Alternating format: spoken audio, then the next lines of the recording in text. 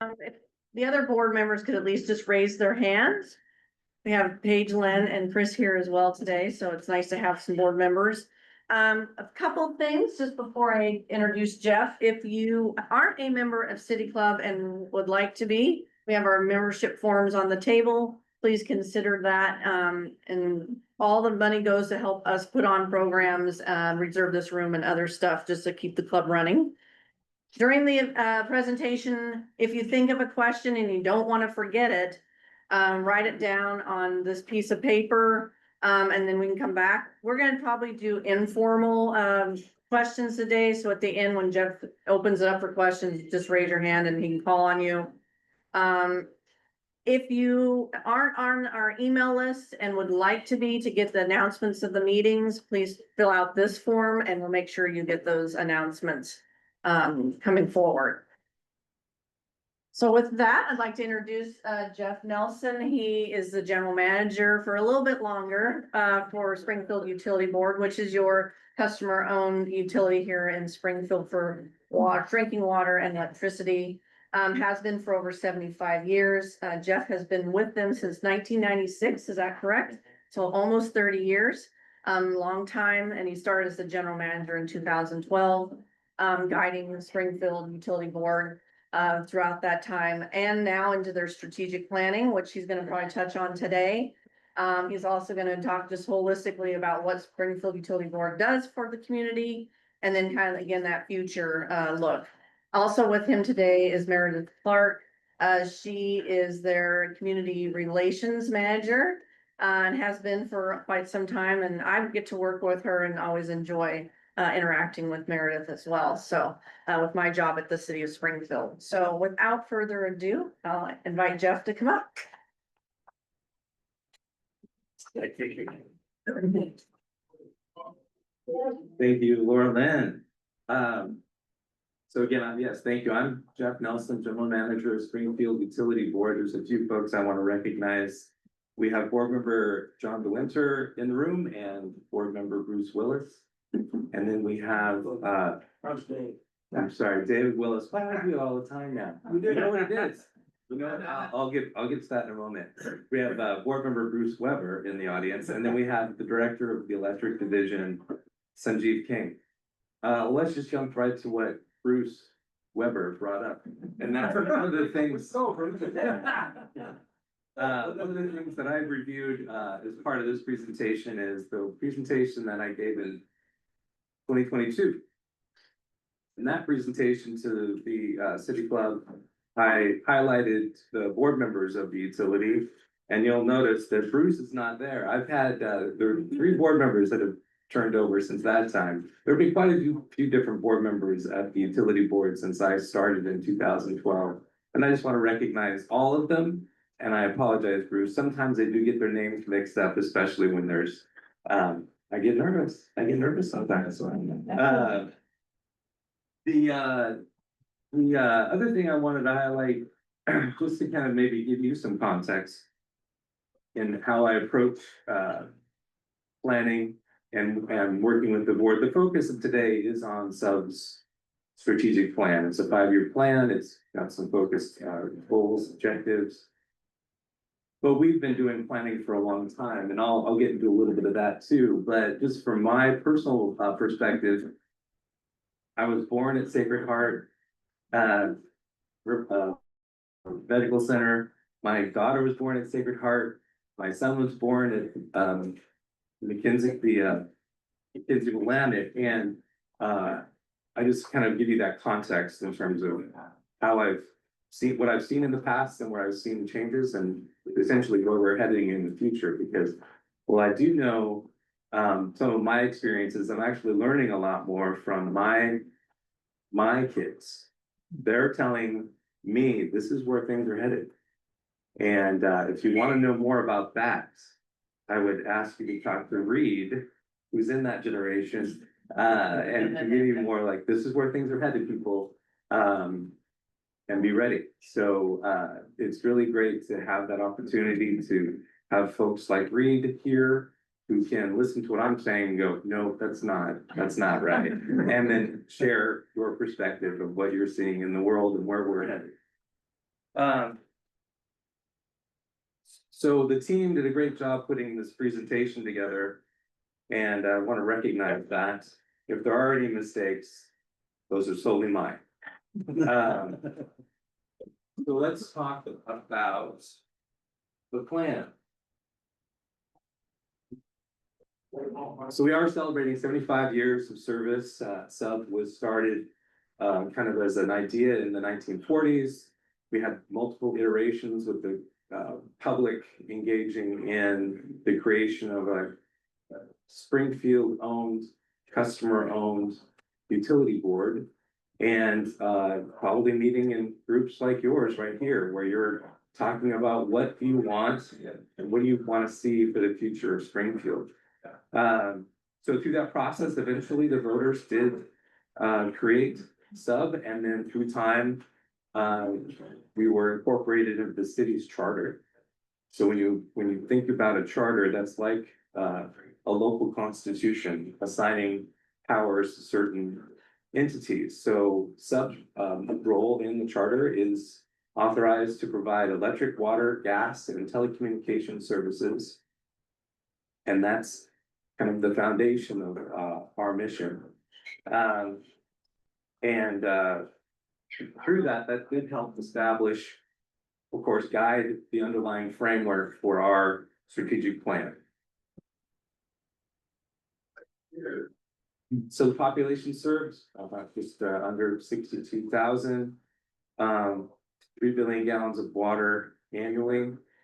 I'll just say that's a lot. Amount of power that is free of greenhouse gases. What does that mean? So a lot of times when we hear about strategy and we hear about what other utilities are doing, they're trying to solve a completely set of different problems or challenges or opportunities. And one of the things that we see as a theme, both nationally and internationally, is how is the community addressing climate change, or what is the environmental friendliness of their power supply in terms of what the utility is buying for service to the community. And Sub for decades has been buying power from the Bonneville Power Administration, primarily hydroelectric power based, some nuclear, with a feathering of some wind and other renewables. So our foundation of how we've been approaching our power supply in that environmentally responsible way, it's just been baked in the cake. Other communities and other areas around the country or the world, they're starting at a very low level of renewable generation. So those are the challenges that they're facing, and then they're coming up with their plans to address that challenge.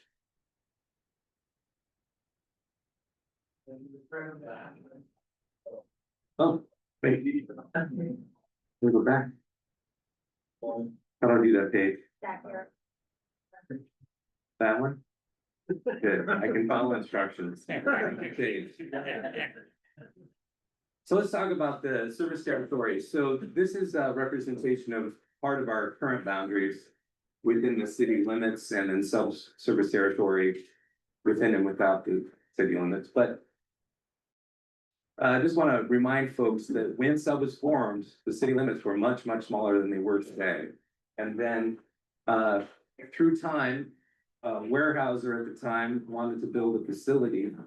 And at the time that they wanted to do that, UWEB had infrastructure to serve that facility. So they began serving the Weyerhaeuser facility, and now it's International Paper. But through time, even though the city limits expanded and then the urban boundary changed, UWEB still serves that area and load resource from UWEB's perspective.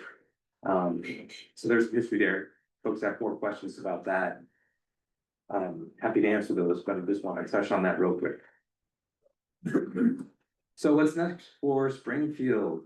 So we did the strategic plan involved strengths, weaknesses, opportunities, and threats analysis, and a landscape analysis. Some of that it was a deeper dive, internally, what folks saw as the challenges. And looking also externally in terms of what's happening in the world. I would like to highlight some things, and mostly to let you all know that we are trying to pay attention to what the experts are saying with what's happening around us. And I'll start with saying that,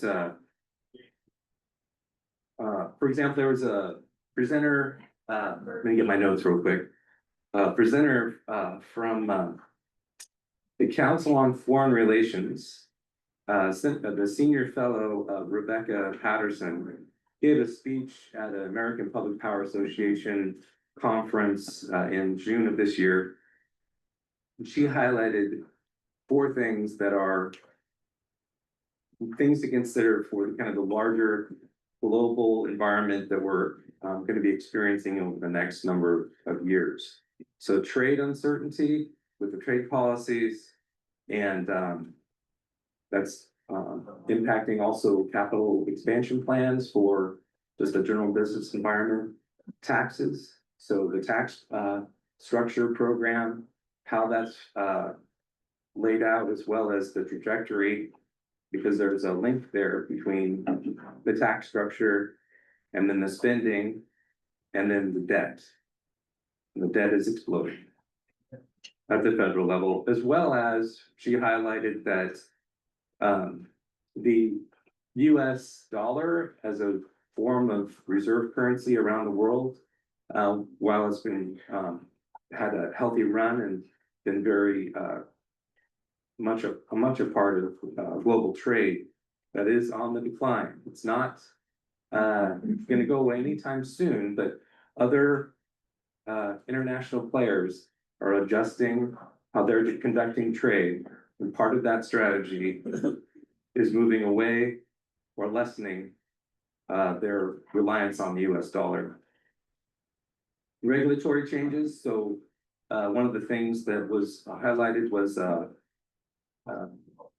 they did see, at least at the federal level, Rebecca did, that the trends, while volatile, at least in the next number of years, seems to be improving. So regulatory environment lessening for business, creating less friction for businesses to operate. And so from her perspective, from just an economic perspective, that was a positive sign. The one of the other challenges, though, that was highlighted, the 4th one, was regarding immigration. So she showed a graph that showed, for all the folks that are coming into the workforce, how many of those folks are native born and how many of those were born outside the United States. And the number of folks coming into the workforce in the United States that were born outside the United States has exploded over the last decades. Our birth rate in the United States and other developed countries is low. And based on that, the population trends, I shared this with the board in 2020. One moment.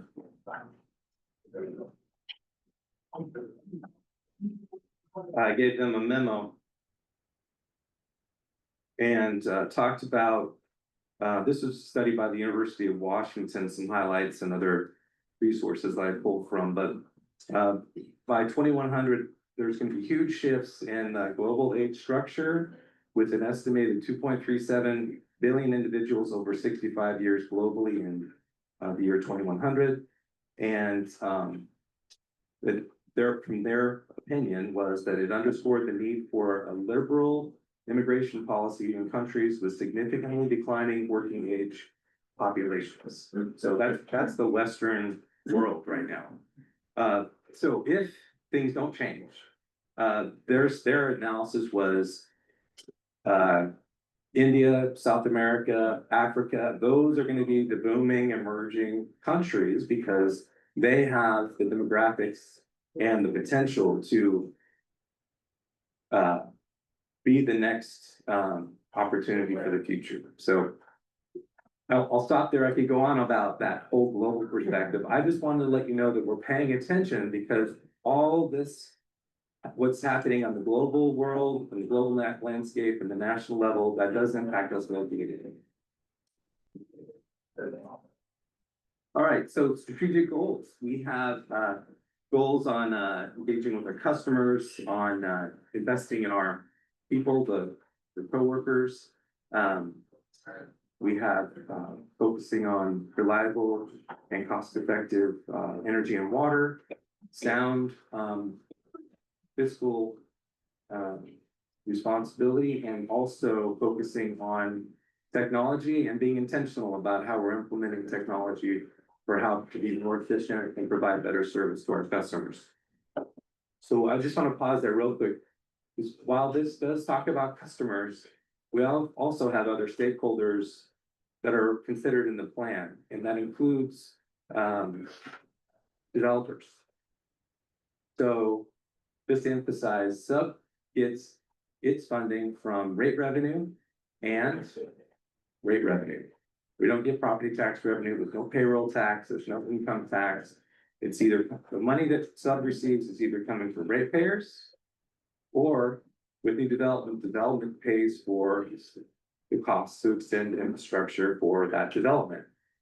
So those are the two buckets that we have. We don't have the flexibility of some other entities that have other buckets to draw on. Okay, so we do want to enhance customer and community engagement. Opportunities to present to you, opportunities to kind of hear from you and want to adapt how we're doing to provide the best service that we can to you.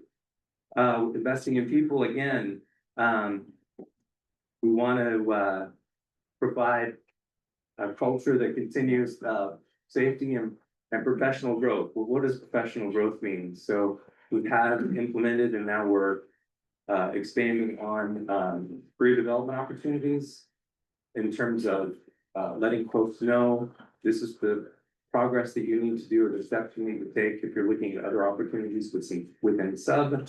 And it's just trying to, even though we're a smaller organization and there are some limitations with growth opportunities in smaller organizations, we are trying to communicate and be transparent about what they can do to be best positions if they want to apply for another position at SUB.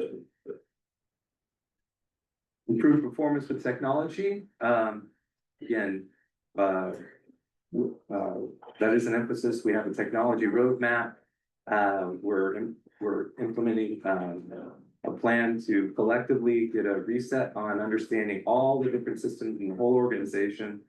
So that's one of the highlights there that's happening in the near term as a way of as an example of that what we're doing to achieve that goal, and then maintain financial soundness.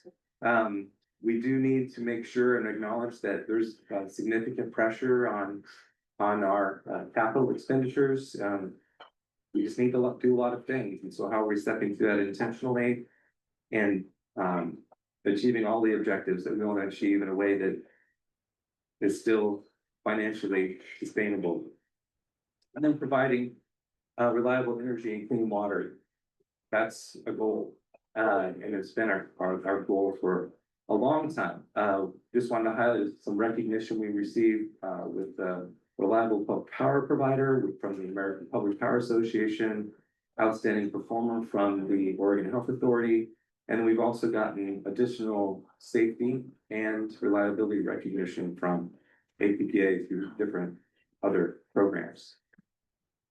So let's stop there.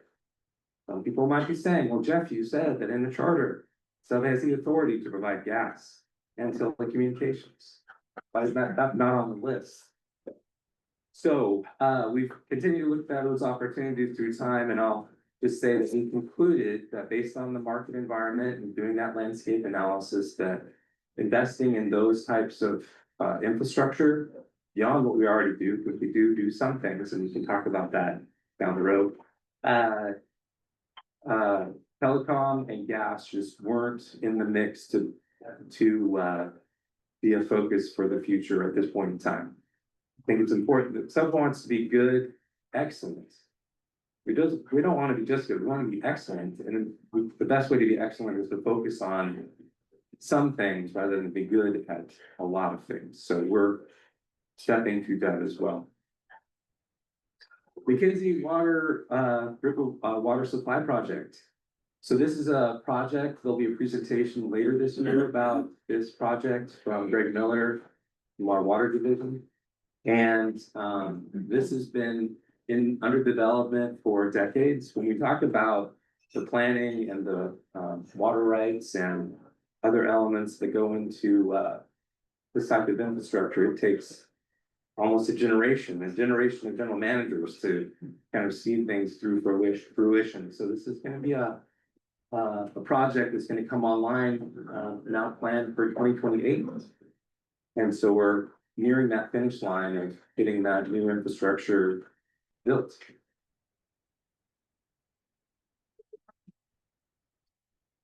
Another project is the Glenwood substation, so this up the hill. Another opportunity, we looked at this starting, I think, in 2006. So you might remember when McKinsey Willamette was looking at potentially going over to Glenwood. We said, yeah, we can do it. We're happy to serve you. Looks like you're gonna need the substation. Just give us 5 years. And they said, well, I don't think that was necessarily the only reason why they looked away from Glenwood, but I think that was a factor. So Sub said, yeah, we can't tell people that anymore. So we need to start putting in infrastructure to accommodate the vision that the city has with regard to the development of Glenwood. And remember when I said there are 2 buckets of money that that Sub gets revenue from, ratepayers and developers. This particular project is paid by ratepayers, investing in an investment by ratepayers. It is for the future. But it also is providing reliability for our current ratepayers and enhanced power quality for our current ratepayers. So I just want to highlight that is where the funding is coming from right now. If you have more questions about the project, Sanjeev is here. For the 2024 ice storm, that was the largest restoration effort in Sub 75-year history. I've been and seen through a lot, the 96 floods and some other things, definitely some adverse weather events that have impacted our system. That was a big one. When we had our after action reports, well, we did one internally and then we hired a consultant to help us also look at what could we do better, because we wanted to be better for the future and better prepared. With our role, because our role is utility restoration in that type of event. It's not humanitarian assistance. It is focused just on restoration. So we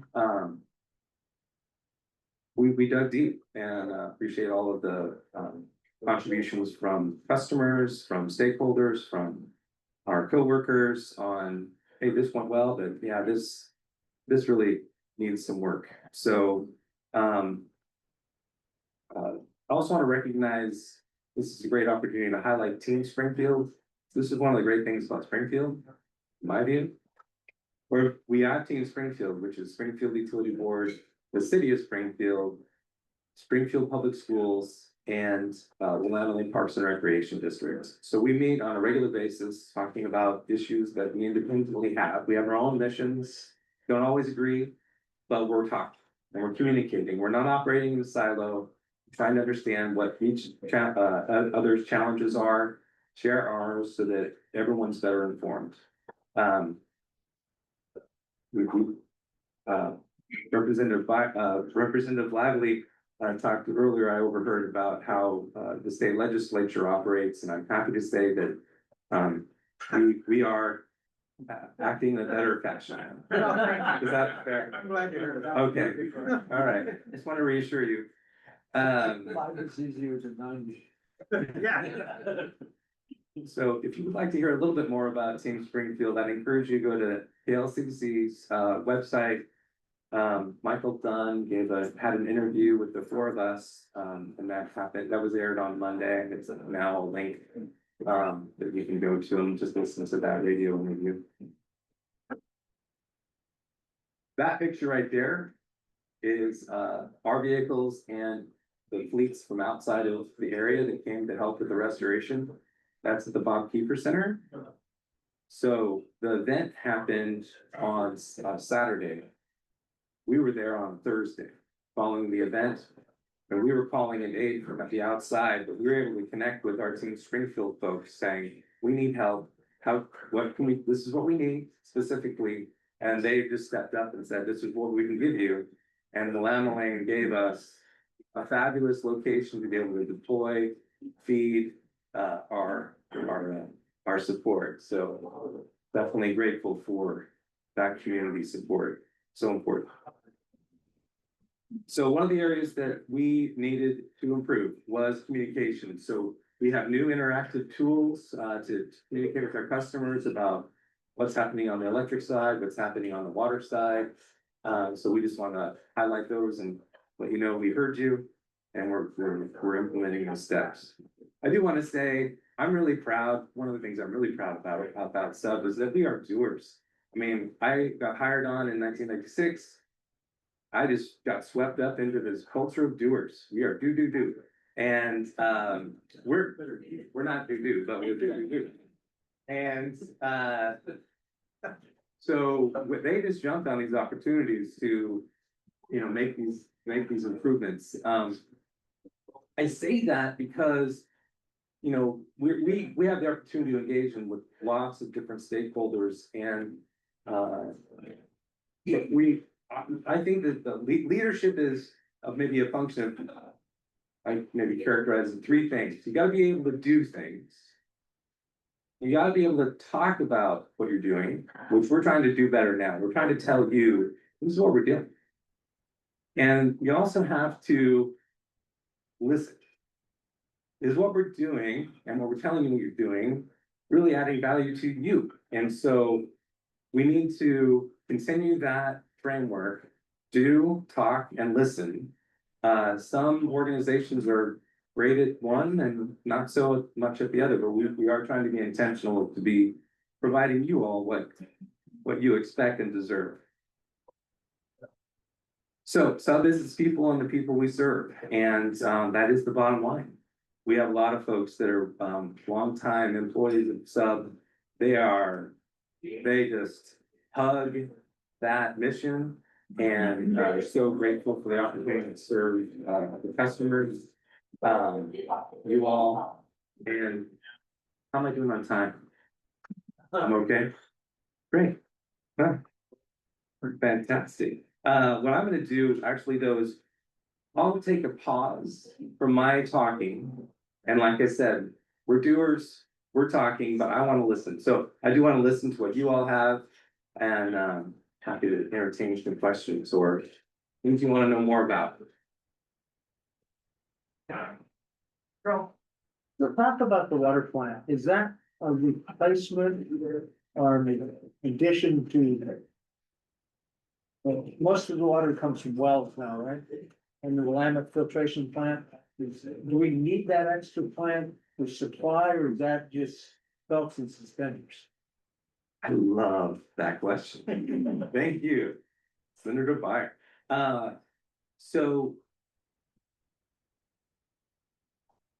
Actually, the marketing team gave me, I'm learning about all these marketing terms like challenging questions or speakers bureaus.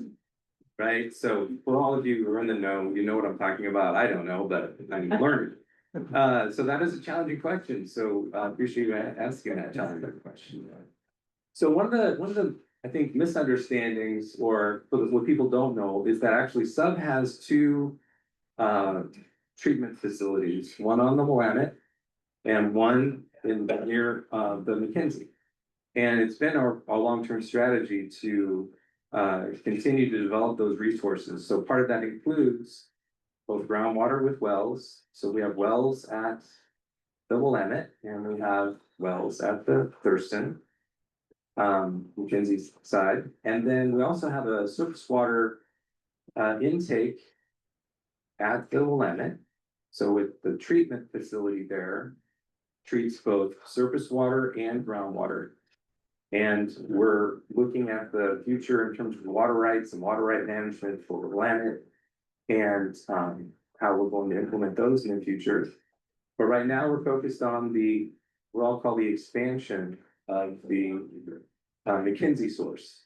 So right now we have primarily the wells, but now we're going to be leveraging the surface water rights that Sub has for the community and expanding on that. So when we talk about the McKinsey River Water Supply Project expansion, it's in that area of that vicinity. While it looks like it might be further away from our current facility, it is. We just need a bigger footprint out of the floodplain for that type of treatment facility. So is it belts and suspenders? No.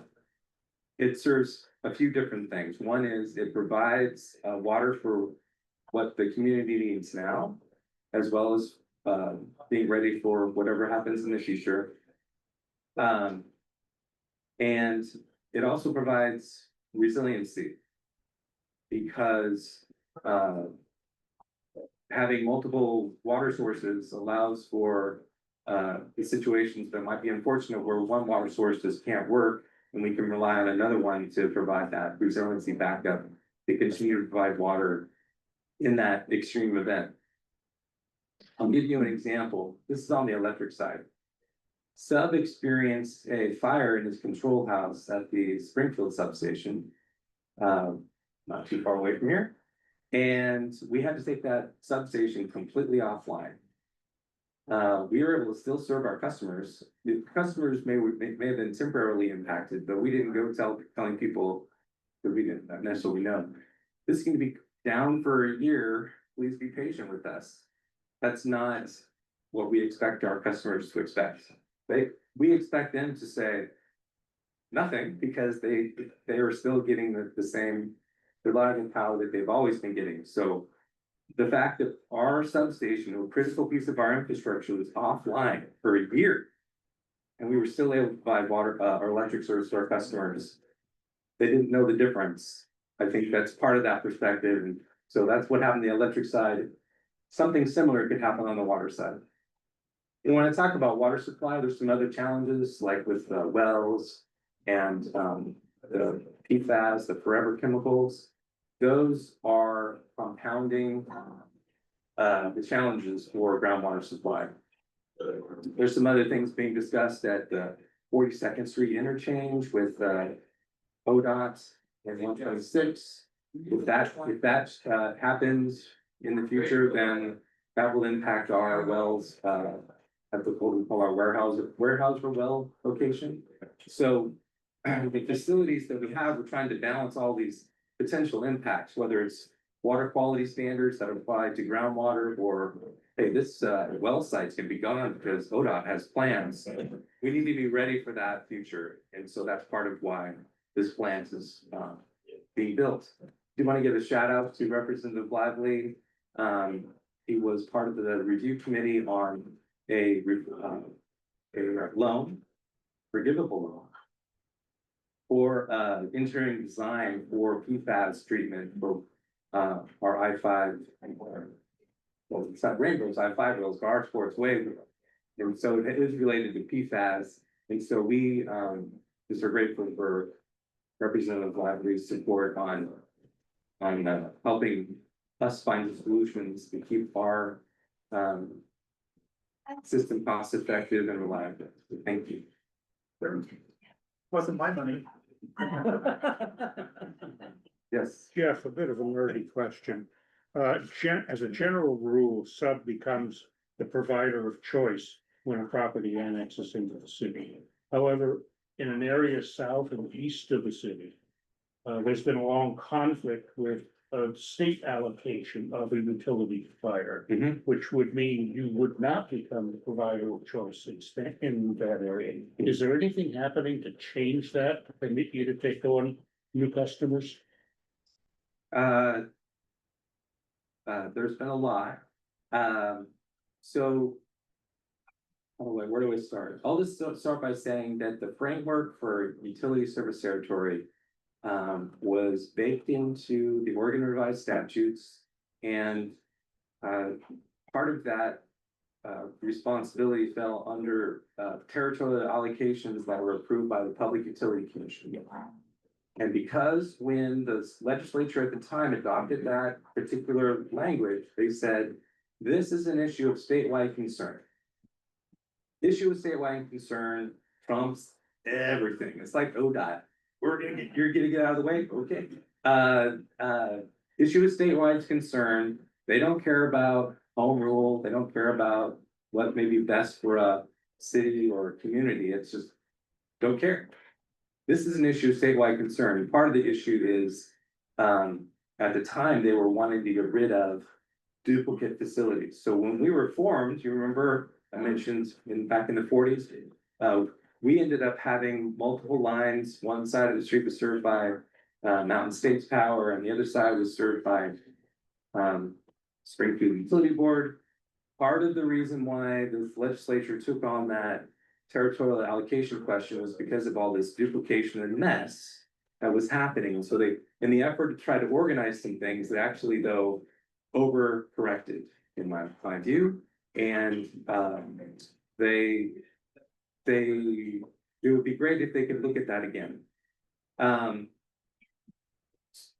We've explored legislative kind of fixes with the statutes.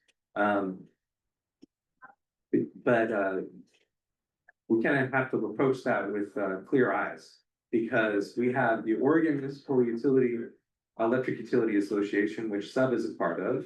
That includes communities like as small as Drain, Oregon, Canby, Cascade Locks. So that's one group. And then you have the Oregon Public Utility Districts Association, OPUDA, and then you have ORECA. Well, if you want to make a change like what we would contemplate as being the best for Springfield, you'd have to overcome or convince those other entities which have different interests to agree.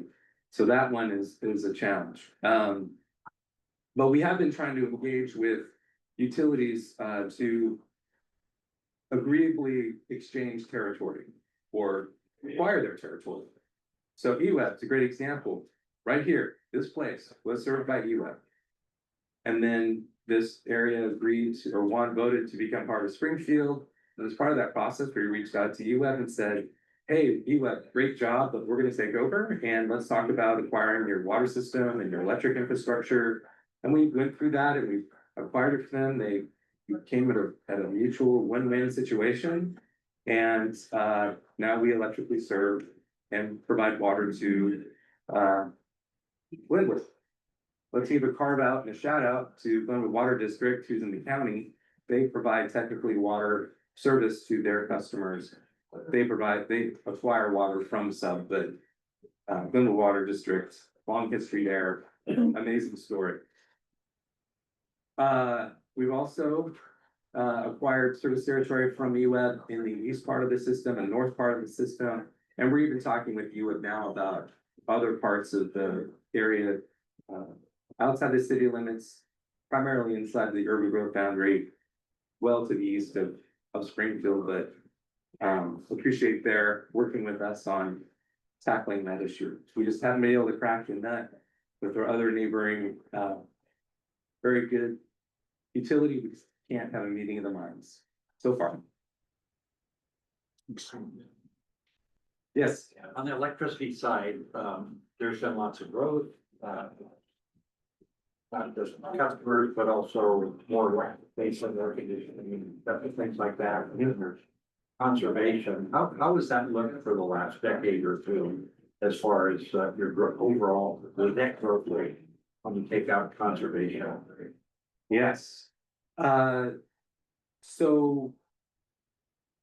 I want to highlight on one of those things, Nolan, that we are in the business of providing or wanting to or encouraging our customers to use less of our product, which is different than maybe the private sector. But it is part of the business model that we have. Is we do have a conservation program to encourage people to, invest in weatherization or other systems to be more energy efficient. They find themselves in a more comfortable home in many cases, and as well as in a more efficient, home. So, that is the focus that we do try to provide, is affordability to our customers. And also, you know, along with that is opportunities for them to lower their bills through our conservation programs. When we talk about business cycles, and maybe economic growth, spurts, we've seen that with, through time, more recently with, for example, the Marcola Meadows development and very large, development still, you know, wrapping up. That was a big surge in residential, connections. We have, we're working with Roseboro on their expansion. So Roseboro, shout out to them. They doubled down on Springfield and said, this is an awesome place to be, and it is. And if you're a business, it is. They're gonna, increase their load by quite a bit. I would highlight that, and we've had some great employers come in. Globe Metallurgical was a prior large customer of subs. Sierra Pine, great company, another, sub customer. Sony's this manufacturing chose Springfield, awesome. They're no longer here. That wasn't necessarily any fault of Springfield or sub. That was just a part of their whole global corporate decision making about what facilities to invest in, what facilities to shut down. So we are ready for those folks to come back and other opportunities to come forward. I don't have the numbers. If you took away, that's a good stuff for general manager. If you took away conservation, what would our load growth be? I'll have to come back to you on that one. Well, the other side is looking forward. You're projecting growth. Do you have any concerns about having, enough electricity to satisfy, the growth? All right, so two things, maybe two things. When we buy power, it's not just the power, it is also the transmission. So we have, we're a customer of the Bonneville Power side of things, and we're also a customer of Bonneville Transmission. So from Bonneville Power's perspective, I don't see a challenge getting power. It's either Bonneville Tier 1 at the lowest cost rate or some other additional market power. I think there's always gonna be a power solution. It just is a function of how much you're gonna pay for that power, but that's one thing. The other piece is transmission. So when, for example, I mentioned the Roseboro expansion, we had to connect with Bonneville and say, Bonneville Transmission, do you have enough? We have a grid transmission to deliver power to this location. And they said we do, so problem solved and we moved on. But it is those things where we're seeing transmission nationally be a constraint for these larger, particularly say a server farm. They're just having to walk away from communities because they don't have bulk transmission access. So Jeff, you mentioned the data farms. Yeah. The biggest thought now in the industry. Yeah. How would you respond if someone said, let's look around and we want to put one here? Yeah. So, they have contacted me, probably as far back as 15 years ago. There was a big surge. I think a lot of folks looked at the Pacific Northwest because of our rate competitiveness. Not just in Springfield, but, there were a lot of folks that landed in areas of the Northwest that are served by consumer-owned power companies that have their own hydroelectric generation, and so their pricing structure is different. And anyway, but what I told them at the time, and I think it's still true, is look, your load, great, fantastic, but that will create a situation where we're gonna eat up all of our tier 1 preference power from Bonneville. We're gonna have to go on the market, and the market's higher. So in order for meeting to talk to my board and the customers and say, this is a great thing for Springfield. I need to know a little bit more. How many jobs are coming to Springfield and will stay in Springfield? And really, it's a function of, in terms of, I think, how the board would approach an opportunity would be, what is the net benefit? Is it just a large power user, one person kind of showing up every day and turning on the light? Or are they generating 1,000 jobs? So it is a function of what is that overall benefit? So that was the response at the time, maybe in a more polite way, but that was the response at the time. It would be similar today. I should know the answers, but I don't. So under the obligation to serve, if they say, okay, we'll come, Yeah. can you say no? Well,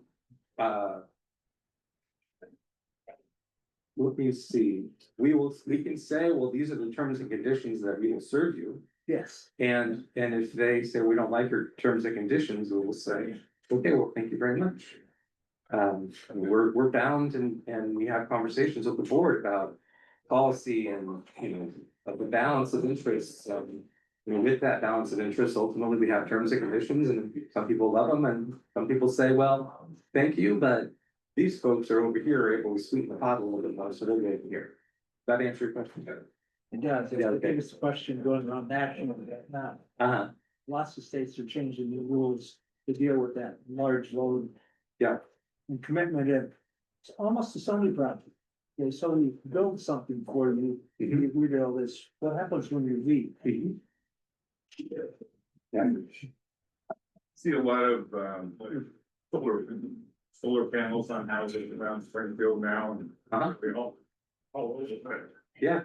What's your policy toward those, and do you buy the power from them? And how does that work? Is that part of your conservation plan to get more solar panels? Not necessarily part of the conservation plan, but we want to be agnostic about customer choice. That's how we've approached things in terms of because what we found is when we say, well, this is the outcome we want, and we're gonna fight everybody in the way. What ends up happening is the loser is the utility. And I've seen examples, I can give you examples about how utilities have said, this is what's gonna happen. And it's gonna happen come hell or high water, and then they go underwater. And so in terms of solar power, if somebody said, well, I'd like to install solar power, the current board policy is go for it. And what we'll do is we'll install a meter on your house or your building that will look at a measure of power going in and then power coming out. And we will credit the power that's coming to our system based on our avoided costs of what we'd otherwise pay bondable power administration. And so the legislature helped kind of establish a framework with a renewable portfolio standard, and part of that RPS standard required that utilities do offer a net metering opportunity. And that is up to 25 kilowatts right now. And the subs policy allows up to just under 200.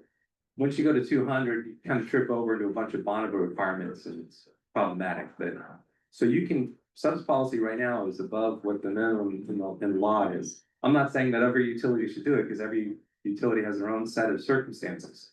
If Drain were to do that, Drain is maybe 5 average megawatts, sub is more like 100 average megawatts, and Portland's more like 3,000 average megawatts, 2,000 to 3,000. So everything is got to be considered in terms of what an individual service territory is dealing with. But the sub board said, and then part of the RPS said, you're required to do it up to 25 kW, up to the amount of the load that is being served. So we had some customers come and say, yeah, but we want to install more than what we're using. And the sub board said, okay. And again, it's another example. We're trying to be responsive to the customers and kind of get out of the way of their decision making. Oh, I'm gonna go with you first. You mentioned that you have some updated, ways to communicate with customers. Can you share a little bit more about that? Oh, yeah, I showed some pictures, but, that's only 1,000 words, I can go on. I'll give you 200 more. One of the things that we've done is we have an outage, reporting map. That shows by neighborhood what's happening on the electric side, and then on, mapping on the water side. We can show, more definitively what people are experiencing, a boil water notice. Or, even on the water side, I want to highlight there that the work that we do and the impact of the public is a little different oftentimes than the electric side. On the water side, we are in the street. So we're impacting traffic patterns and people. So we want to communicate more about what's going on and what the status of the project is, and this isn't done, this is just temporary work, we're gonna come back later and do a better job, because we do get feedback that, hey, this temporary patch, well, they don't know it's temporary patch, they just leave it there, you left, and they see this is not good work, but it's only part of the construction process, so trying to communicate more about this is the phase, we'll be back, it's gonna look better than it looks right now, that kind of thing. We've also enhanced our text communications with customers, so from a technology perspective, we've been able to communicate more and reach more folks, even for land outages on the electric side, water side, emergency, issues that pop up. So we're using text as the technology. We will say, why text? Why not something else? We have explored and talked to industry, and that is the current platform to communicate with customers, is pushing messages through text. Facebook has its own demographic. Twitter has its own demographic. Every social media platform has its own kind of demographic of who you're trying to reach. But text is tried and true so far the best way to meet and reach out to customers. Yes. As the temperature rises and the weather changes, one of the things we know across the state, some utilities are more at risk of these spikes and having brownouts. So what's the position, and I know there's no guarantee, what's the position on Springfield from the standpoint? We have more 90-degree temperatures, we're having 100 degrees, if people turn on their air conditioners and fans all at the same time. What is that risk, or is there any risk if we would have a brownout? Yeah, so that is a question that I can only give you a partial answer to, and I'm probably gonna put Mr. King on the spot next. We will talk to Mr. King. So we talk about brownouts. You can look at it from a like 90,000 foot level, and let's say, okay, we're gonna start with the electric grid. So the wholesale power grid that I mentioned earlier, you have vulnerable power administration, you have other wholesale bulk transmission providers that are trying to provide power to load. And what can happen is there can be constraints for delivering power to certain areas. And what you're referring to is these cycles where you can have extreme weather conditions that drive up loads in particular areas. And if they're all rising at once, then it could be a struggle to balance the transmission system with power resources. And then once you get that in balance, because on the transmission side of things, it just kind of operates in this very thin margin of frequency. And if it gets bouncing out of that, then it starts to get really volatile. And eventually it will start to either drop load or drop resources to balance that frequency out to make it stable. So what grid operators need to do is they're trying to manage that in real time and balance resources to keep that power and load balance on the transmission grid stable. Hydroelectric power with storage, fantastic. You can just go with the flow. Solar without storage, that's a problem. Because what ends up happening is you have these cycles where loads will go down real fast because solar's on, and then when solar's off, loads will go up real fast.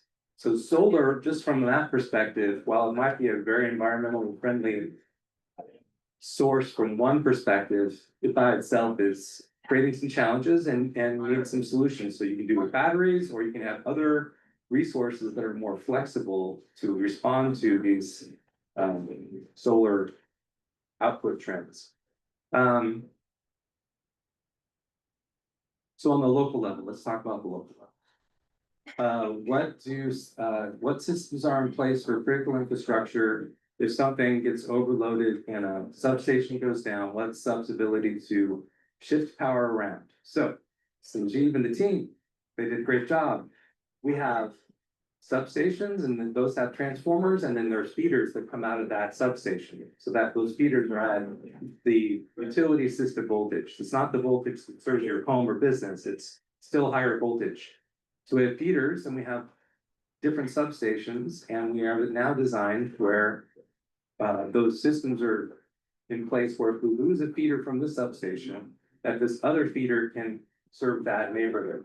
So that's one way we can try to respond.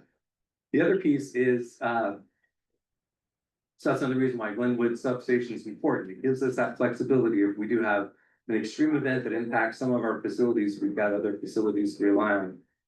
The other piece that I'll largely lean on Sanjeev for would be our engineering standards. How do we design our system, build our system? When we have to replace something, what's our standard design to? And the team's done a great job of appropriately kind of over-engineering our system. They're always looking at standards to see if we need to harden things even more. But they do a great job of appropriately having our system be very robust. The challenge, I just want to pivot a little bit. The challenge if you over-engineer, in some cases, for example, there are trade-offs. So if you have a larger transformer than you need to serve a customer, you end up with a lot of losses. So it's just wasted energy, but it's a function of how that transformer is operating. So you need to always look at right sizing the transformer to the load to optimize, that balance of losses and efficiency and cost effectiveness. As an example, we'll give you an example.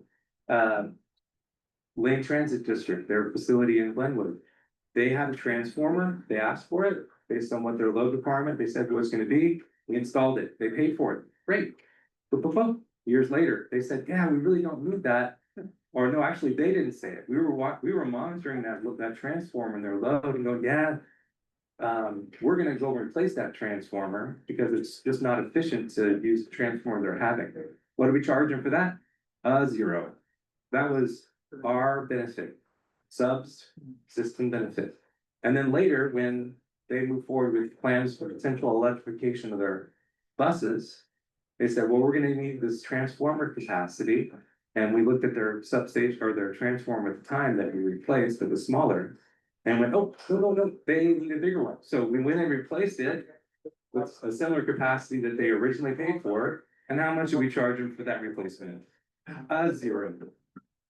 So those are some things that we try to be flexible on.